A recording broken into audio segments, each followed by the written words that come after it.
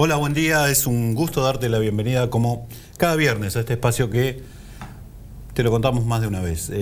Con buena cuota de pretensión denominamos En el Blanco por aquello de tratar de ocuparnos de lo que creemos debieran ser precisamente tratados como problemas del ciudadano común argentino, problemas del ciudadano de a pie, a partir de este concepto periodístico un tanto revisionista, que lo que busca es replantear un poco, revisar lo que te dicen desde el sector público o el sector privado a nivel local, regional o internacional, simplemente para advertirte que en esos anuncios, en las conferencias, en las cadenas nacionales, hay medias verdades muchas veces y no te terminan explicando el impacto que esas decisiones van a tener en tu situación personal como consumidor, como trabajador, en definitiva como ciudadano. Hoy en este envío vamos a ocuparnos de la corrupción. Hay una paradoja casi en los últimos años, que es que tras la épica del supuesto crecimiento de la economía, que en realidad no es tal desde hace como 3 o 4 años, digo, no es capricho nuestro, es simplemente una lectura correcta de los propios números oficiales. La Argentina está en un estancamiento con inflación desde hace 4 años, pero a diferencia de los 90, donde la corrupción fue un tema que marcó la agenda pública, en los años en que gobernó el kirchnerismo, estuvo como en un segundo plano. Siempre me causó duda de por qué había cambiado en la opinión pública o qué había cambiado en la ciudadanía para que lo que antes se consideraba terriblemente revulsivo y que quedó graficado con aquel famoso, se podría hablar de aquel famoso libro de Horacio Berbisky, Robo para la Corona, después pasara a ser, algunos años después, casi como valorado como una picardía. Hoy nos va a acompañar Hugo Alconada Múnez, compañero del diario La Nación, es autor de La Piñata, el libro de investigación periodística más vendido en este momento, sí, en el último año en la Argentina, y además un raconto muy exhaustivo de todo lo que es la gestión kirchnerista.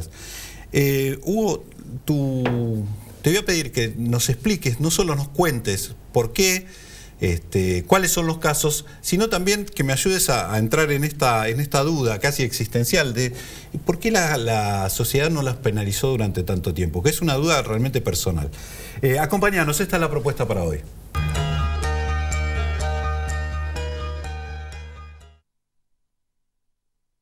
Con Sumay Viajá de Itaú, arma el viaje que querés. Elegí dónde, elegí cuándo y elegí cómo. Con Itaú, sumás y viajás. Pedí ahora tu tarjeta Sumay Viajá llamando al 0810-345-4800 o en la sucursal Itaú más cercana. Itaú, hecho para vos.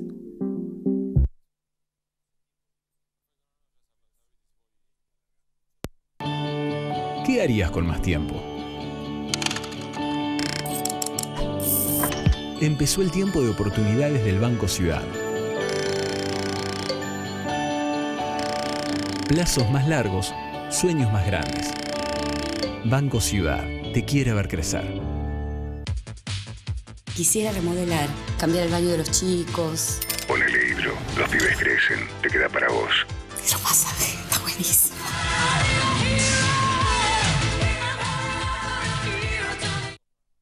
Banco Comafi. Si te va bien, nos va bien. Colegio de Escribanos de la Ciudad de Buenos Aires. Auspicia este programa LAN, el encanto de volar. ¿Te diste cuenta que lo que tenés en el banco lo cuidás con algo mucho más valioso que tenés afuera? Cada vez que pensás en una clave, buscas adentro tuyo algo que te dé muchas ganas de recordar. Por eso las claves no son solo números y letras. Siempre están hechas de momentos o personas que marcaron nuestra vida. En Superviel nos dedicamos a hacerte las cosas más fáciles para que puedas disfrutar de lo que tenés afuera del banco. Superviel, lo más valioso está afuera de un banco.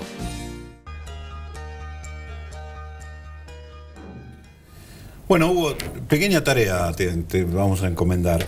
Primero, contale al televidente por qué La Piñata, porque la primera lectura o el link que uno hace es el juego infantil de los cumpleaños y linkear eso con la corrupción es como... ¿A qué viene el nombre? Bueno, primero, gracias por la invitación. No, por favor. Segundo, el motivo, ¿por qué? Sí, la primera lectura es esa. Es decir, es como cuando el juego de los chicos, alguien pincha, cae, el más grandote, el más inteligente, el más perverso, el que hace bullying, el que sea, manotea. Pero luego hay una segunda lectura que viene jugando con un paralelismo de Nicaragua. En Nicaragua lo que ocurrió fue la revolución sandinista, elecciones que pensaban ganar, perdieron, se tuvieron que ir del poder. Ahora, antes de irse del poder, lo que hicieron fue... Espera, ubiquemos al televidente. Estás hablando de los años 80. Exacto, y de hecho la elección... Porque el sandinismo convivió cuando acá estábamos en el alfonsinismo, y fue muy valorado como entre los movimientos de liberación en Latinoamérica en su momento. Es que esa lectura era la correcta. Ahora, luego lo que derivó el sandinismo en el poder es en lo que desde entonces se conoce en Nicaragua como la piñata. ¿Qué es eso? Cuando tuvieron que abandonar el poder, decidieron repartirse, según cálculos oficiales de la Procuración General nicaragüense, 1.300 millones de dólares. En un momento en el que el PBI de Nicaragua era de 1.013 millones de dólares. Se repitieron todo el país y un poquito más.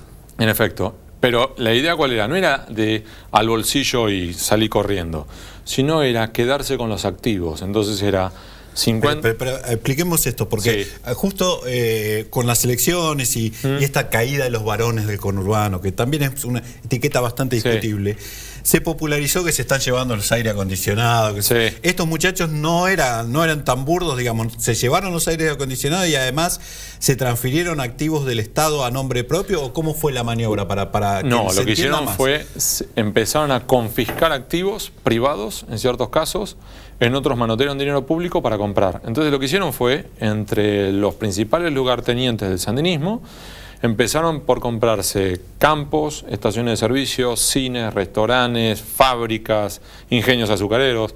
¿Cuál era la idea de fondo de esto, Javier? Era no esta cuestión de convertirte en un empresario y entonces aparecer en la revista Caras de Nicaragua. No, es la idea de convertirse en el poder permanente. ¿Para qué? Para que mientras tuvieran que caminar por el desierto y ser oposición, tener cómo financiarse. Hay que hacer una campaña electoral, cuesta 50 millones de dólares. Dame 5. Hay que comprar a un juez federal que nos está investigando, dame 1. Esto que parece una locura, son datos oficiales de la Procuración General de la República de Nicaragua, y más aún, el propio Daniel Ortega, el gran referente del sandinismo, el comandante, lo defiende en público. E incluso invito a los televidentes a que vean que hay, por ejemplo, si googlean, pongan Daniel Ortega, Miguel Bonazo, página 12, y hay una entrevista en la cual Miguel Bonazo le pregunta sobre la piñata y Daniel Ortega la defiende y dice, no, era la única forma que teníamos de que cuando abandonáramos el poder no nos comieran crudo y algún día poder volver. Ahora, ¿a qué voy entonces con Nicaragua, en definitiva, en este libro? Que no tiene nada que ver, pues ahí hay dos conceptos que me revelan. Uno es que tenés que ser un aristócrata económico para hacer política. Que tenés que tener poder económico para poder hacer política. Es casi la idea contraria a la revolución popular o todo lo que alimentó en algún momento. Ahora, Javier, a ver, vamos por esa, porque vos recién le decías a los televidentes que como ciudadanos la información que les importa. Si vamos a sincerar la situación, tiene que tener clarísimo los que están ahí, que una elección aquí en la Argentina vale entre 1.000 millones y 1.500 millones de pesos. Y el Estado Nacional no lo financia. O sea que para jugar tenés que tener eso. Macri y Scioli, de algún lado lo sacaron. Alguien la puso.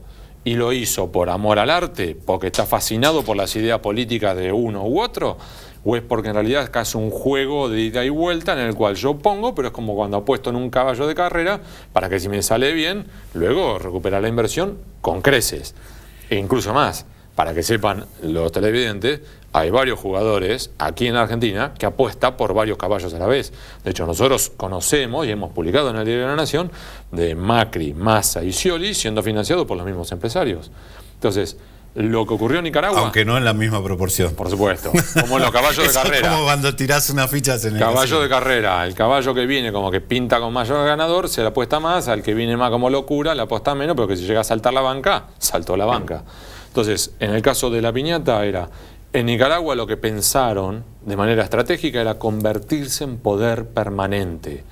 Y aquí en la Argentina ocurre algo similar. Yo hablaba con Néstor Kirchner. Bueno, eso quería preguntarte, porque cuando vos mencionabas, bueno, no lo hicieron a través de personeros, dijiste, o algo así. Yo diría casi testaferros. Y uno linkea y dice, bueno, acá se compraron para los campos donde se va a hacer la represa Zepernik, ahora llamada, rebautizada Néstor Kirchner, se los repartieron entre ellos.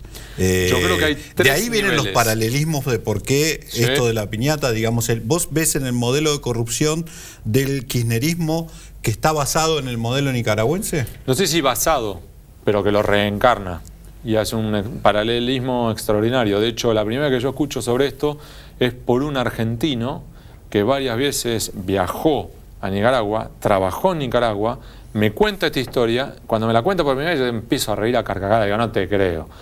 Me dijo, lo mismo que yo le acabo de decir los otro día, googlealo. De hecho, hay referentes del sandinismo que lo denunciaron. Y como te decía antes, Daniel Ortega lo defiende. Entonces, cuando empiezo a estudiar la piñata nicaragüense, empiezo a observar que había un juego con lo que ocurría aquí en la Argentina. Esta idea de fondo de convertirse en poder permanente, que Néstor Kirchner, cuando hablaba conmigo, me lo decía. Néstor Kirchner lo que pensaba era que había que recrear la burguesía nacional. Empresarios argentinos con la camiseta puesta.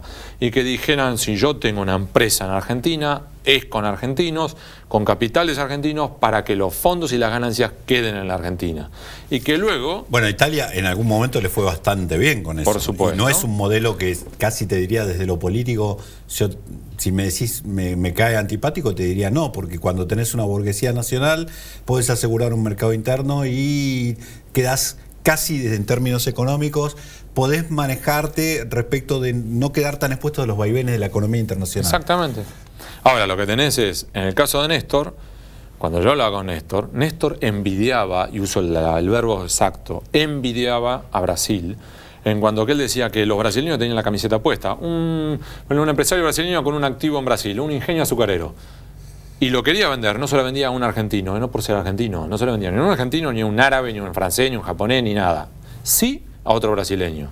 Entonces, lo que decía Néstor, y me lo dijo a mí, era, y mientras tanto acá tenemos, por ejemplo, un Paulo Roca, y yo le digo, sí, Tequint, me dice él, porque él es italiano. Y cuando vos preguntás, fíjate el grupo Tenaris ¿es argentino, es italiano o dónde tiene la capital, la sede social? Digo, Luxemburgo.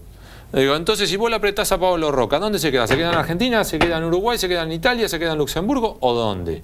Entonces él hablaba de recrear la burguesía nacional. Ahora, al igual que ocurrió en Nicaragua empezaste con la idea del poder permanente, la idea política. ¿Y sabes cómo terminó Nicaragua?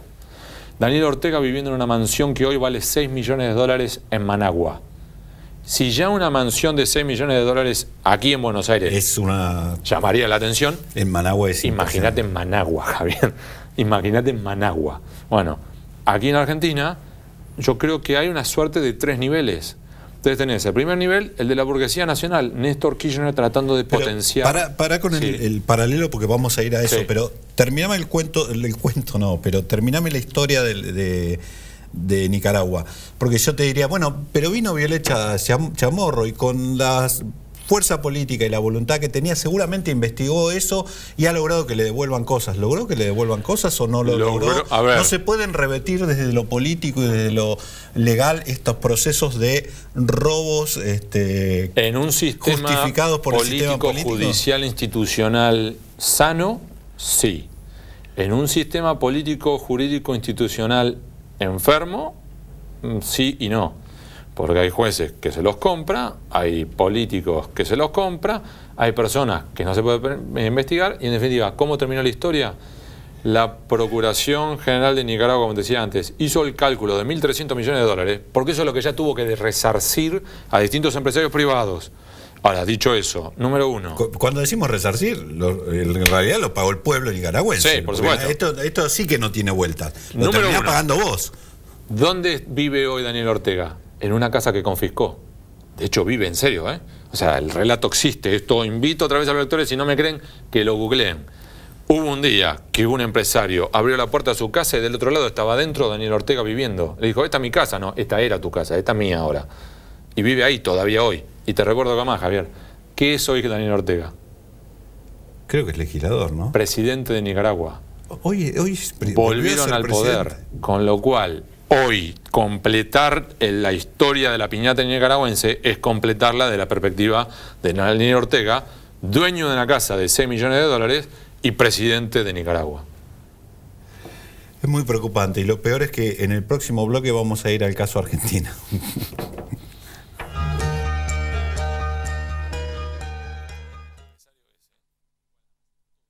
ICBC, Industrial and Commercial Bank of China. El futuro nos inspira.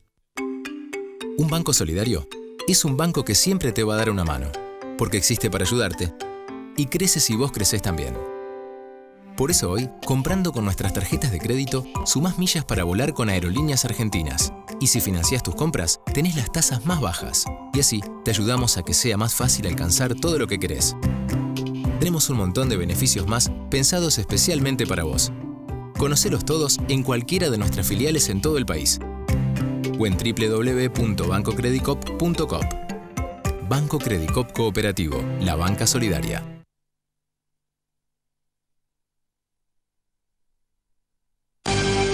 Silfa, laboratorios farmacéuticos, auténticamente argentinos. Banco Macro presenta Cuentas Sanas, el primer portal del país que te ayuda a administrar tu economía personal y familiar. Entrá a cuentasanas.com.ar y empezá a administrar mejor tu economía de todos los días. El alimento es vida y exportarlo es crecer. Es bienestar para todos. Con tecnología, inversión y trabajo, el complejo cerealero oleaginoso realizó el 37,5% de todas las exportaciones argentinas del año pasado. Alimentos argentinos para el mundo. Cámara de la Industria Aceitera de la República Argentina y Centro de Exportadores de Cereales. Grupo Petersen, desde 1920, construyendo el país. Bueno, te había propuesto, bajemos esto a Argentina. ¿Cuáles son los paralelismos? ¿En qué innovaron? Lo que tenés es, Néstor envidiaba a la burguesía brasileña, él creía en recrear la burguesía nacional argentina, y en sentido positivo, digo, de verdad. Yo de hecho creo que los primeros 2 años de Néstor fueron de los mejores del retorno a la democracia, junto con los primeros 2 de Alfonsín o 3 de Alfonsín. Ahora, otra vez, como ocurrió en Nicaragua, una revolución que echa a un dictador, que impulsa cosas positivas y termina derrapando. Y en el caso de Argentina, la sensación que a mí me dio después de hablar con muchos de los propios protagonistas, muchos de los empresarios que se beneficiaron de esto, es una suerte de 3 niveles. El primer nivel, el de la burguesía nacional, y muchos empresarios que estaban en la lona que logran resucitar, recuperarse, crecer, ¿sí?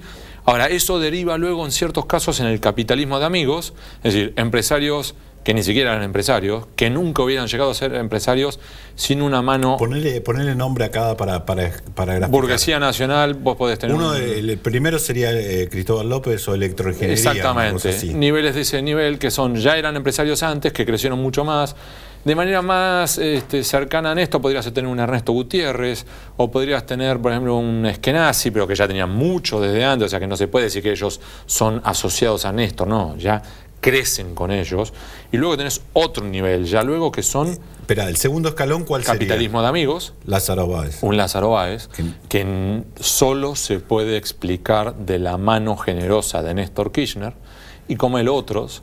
Y luego tenés un último nivel, que es el de la corrupción, con gente corrupta, como Ricardo Jaime. Y le puedo decir, así, mirando a la cámara, que es un corrupto. Porque ya lo reconoció. Porque ya lo reconoció.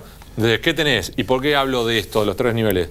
La burguesía nacional, el capitalismo de amigos y la corrupción rampante, entendido en que Ricardo Jaime, para que se den una idea, cuando entró a la función pública como secretario de Transporte, uno de los zapatos, la suela estaba agujereada, porque lo vimos. Y a los 2 años volaba en un avión de 4.2 millones de dólares. Y si no quieren ese caso, podemos estar mencionando al actual vicepresidente, en este momento, bueno, ya estamos en el periodo que entran, salen gobiernos y demás, pero en definitiva, el vicepresidente de la Nación Argentina, Amado Vudú, con procesamiento confirmado y rumbo al juicio oral por ser acusado de corrupto y de querer quedarse con la máquina de hacer billetes de la República Argentina, Esto es la idea de la piñata en su epítome. Eso te iba a preguntar. En los 90 lo que quedó estigmatizado, diría Kicillof, es esta cosa de que había una orden central, se robaba para la corona, que es lo que contaba al principio, que narró muy bien Berbisky.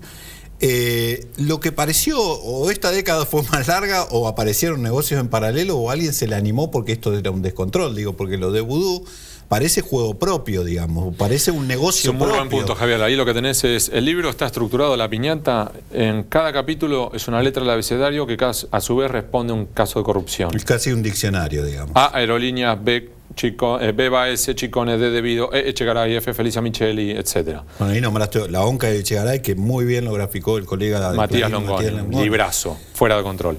Ahora, a su vez, cada capítulo se puede abordar como un caso de corrupción aislado, pero a su vez cuando vas avanzando sobre el libro, y me pasó a mí también mientras que lo iba escribiendo, se empieza a ver que hay un sistema que subyace y que hay conectores que se reaparecen en distintos casos, prácticas que se repiten y dinámicas que se repiten. Entonces, por ejemplo, vos tenés a Aerolíneas, un empresario que se llama Manuel Vázquez, que es el que intermedia entre Aerolíneas y Embraer para la compra de los aviones, con un supuesto sobreprecio que está siendo investigado ahora por la justicia de Estados Unidos. Aerolíneas. Pero también aparece en J, con Jaime, que él, Manuel Vázquez, se reconoce en unos mails como testaferro de Jaime y al mismo tiempo ya admitió que cobró coimas. Es decir, que Manuel Vázquez también es un coimero. Y al mismo tiempo este mismo señor aparece en la letra U de Rudy Ulloa tratando de comprar Telefe con Rudy Ulloa por 350 millones de dólares. Entonces tenés 3 casos de corrupción distintos con el mismo jugador. Bueno, como este jugador, en el libro hay 25 que encontramos. ¿Y por qué si se enviciaron de la manera en que se enviciaron? Porque está bien, que me parece que empieza a quedar a la... ¿Por qué la sociedad miró para otro lado? Ese es un muy buen punto que vos hablabas en el primer bloque. Y yo creo que hay un par de ejes. Primero, que la economía no colapsó, entonces mientras que el bolsillo está gordito, la gente está dispuesta a tolerar cosas que de otro modo no. Primero. Y segundo, por el ingreso de las nuevas tecnologías que no estaban en los años 90. Y además una decisión muy astuta del kirchnerismo de plantear el debate mediático. Espera que no entiendo lo de las nuevas tecnologías. ¿Por qué plantearlo en las Porque eso te permite, primero, una expansión. ¿Sabes por qué estoy pensando? Fueron muy burdos en muchas cosas. Si vos me decís, un manual de operaciones de lavado a controlar, los hoteles, el negocio hotelero, y es donde más metieron la pata estos muchachos. El segundo, el juego, y están todos en el juego. El tercero, Néstor Kirchner firmó un decreto, el famoso decreto cuando se va de la presidencia, que no solo le renueva a Cristóbal López lo de la concesión del hipódromo de Palermo, sino que lo obliga a poner más maquinitas. O sea, ya ahí dejó todas las huellas. En efecto. Cuando decís, ¿por qué las nuevas tecnologías? Porque, digo, a mí me rompe con esta idea, a mí me parece muy burdo. Porque casi que eran... en los años 90 vos tenías medios tradicionales de comunicación, que eran un abanico, una oferta, si se quiere, acotada de medios, que entonces le permitía a los periodistas llegar a la comunidad, a la audiencia, ¿sí? Vos tenías Nación, Clarín, Página 12, Ámbito, Canal Cronista, 13, y ya está. Se terminó en medios gráficos. Pero vos ahora, como lector, vos ahora primero ya no lees en el diario papel, probablemente leen en las tablets, la computadora, los telefonitos, y tenés multiplicidad de cosas para leer. Y una oferta muchísimo más amplia. Entonces, ¿pero hoy... eso no hubiera servido para diseminar mucho más la información? O a veces, la forma de ocultar un elefante, ¿cómo es? Entre 100 elefantes más. Llenás de páginas de internet, llenás de Twitter, Facebook, esto, lo otro, y entonces empezás a diluirlo. Y si además empezás a discutir y relativizar la información, y esto es otra cosa inteligente que hizo el kirchnerismo, ¿cuál es? No te deja que vos publiques y digas, pasó esto, y que deje ahí, que quede asentado. No, empiezan a discutirte que si en realidad vos lo dijiste y que acá era una coma, un punto y coma, o un punto y aparte, o ni siquiera había que publicarlo, y por qué lo estás publicando. Y en definitiva, en vez de hablar de la ONCA, y que la ONCA la terminaron disolvieron un organismo público para tratar de tapar la corrupción. Bueno, estatizaron una empresa para tapar. Sicone la estatizaron para tapar la corrupción. Pero entonces, en definitiva, en vez de discutir del vicepresidente de la Nación tratando de quedarse con la máquina de hacer billetes de la República Argentina, terminamos discutiendo de por qué Nación y Clarín estaban publicando eso y si de fondo no era que estaba Paul tratando de hacer una jugada junto con Duhalde para... Entonces terminamos discutiendo sobre ese eje en vez de hablar de vudú a cargo de cuánto dinero querés este fin de semana. Bzz, toma, acá tenés. Entonces, eso también llevó a un replanteo del juego muy inteligente, reitero, de parte del kirchnerismo, decirte, te relativizo y te condiciono la información. Y ni siquiera es información, es lo que vos decís que es información. Andás a ver si es cierto. Entonces eso le permitió al kirchnerismo, de manera muy inteligente, posicionarse de otro modo. Entonces, se puede publicar en La Nación, o en Clarín, o en Perfil, o en el medio que vos elijas. Elija el televidente el que quiera. Y ellos te van a poner en 6, 7, 8 o te van a poner en Fútbol para Todos, lo que quieran.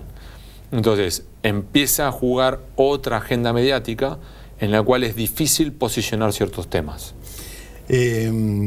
Hugo, me queda una idea que no me gusta, que es, tenemos entonces democracias muy condicionadas en esta región, digo, porque cualquiera que hace caja tiene muchas más libertades para jugar en política y muchas más posibilidades de coronar porque tiene más juego. Mira, una respuesta ultracorta sobre eso. Uno, es cierto. De hecho, un estudio marca que lo que se prevé en la Argentina es impunidad. Un estudio, 750 casos de corrupción, 25 años analizados de justicia argentina, de los 750 casos de corrupción con un desfalco estimado de 13.000 millones de dólares, voy rapidísimo para que podamos llegar. Sí. ¿Sabes cuánto llegaron a condena? No. 3%. ¿Y sabes cómo se habla de esto? Cancha inclinada. Quien tiene el poder, quien tiene el billete, tiene más chances de ganar. Esto está estudiado en la Argentina, ¿eh? Y esto entonces, en definitiva, es para el gobierno que llega un desafío. O puede seguir jugando con las mismas reglas, o tiene la oportunidad dorada de cambiar las reglas y empezar a jugar limpio. Porque Brasil también tiene corrupción, pero también tiene reglas que le permiten tener un empresario que fue cómplice del caso de corrupción más grande. Ahí diste en el clavo. Meses y meses. La oportunidad dorada para el próximo presidente, para el gobierno que llega, de por ejemplo sancionar la ley del arrepentido. En Brasil, como vos mencionabas, Marcelo Odebrecht, conocido en Brasil como el príncipe de la obra pública brasileña, está detenido hace meses en una celda de 6 metros cuadrados. ¿Qué pasa si acá en la Argentina a Ricardo Jaime, que ya está condenado, que ya reconoció que es coimero, reducirle la pena a cambio de que entregue a alguien? ¿A quién entrega? O a Lázaro. O a cualquiera, digamos. ¿A quién entrega? Claro, poner cualquiera. Me parece que ese es el gran desafío. Hugo, ha sido un gusto contar contigo. A ustedes, se nos acabó el tiempo, me quedaron algunas cuestiones más que me gustaría avanzar, pero los invito, realmente tienen la posibilidad de, si quieren revisar algo de que tal vez ustedes lo tuvieron en cuenta, pero otros no, y tal vez esto les está abriendo un poco los ojos. Tienen la posibilidad, en las librerías se encuentra La Piñata, muy recomendable para saber cómo se hicieron negocios espurios en la Argentina con el poder en los últimos años. Hasta la semana que viene, tenemos una cita para ocuparnos de tus problemas que ya sabes son los nuestros. Hasta la semana que viene.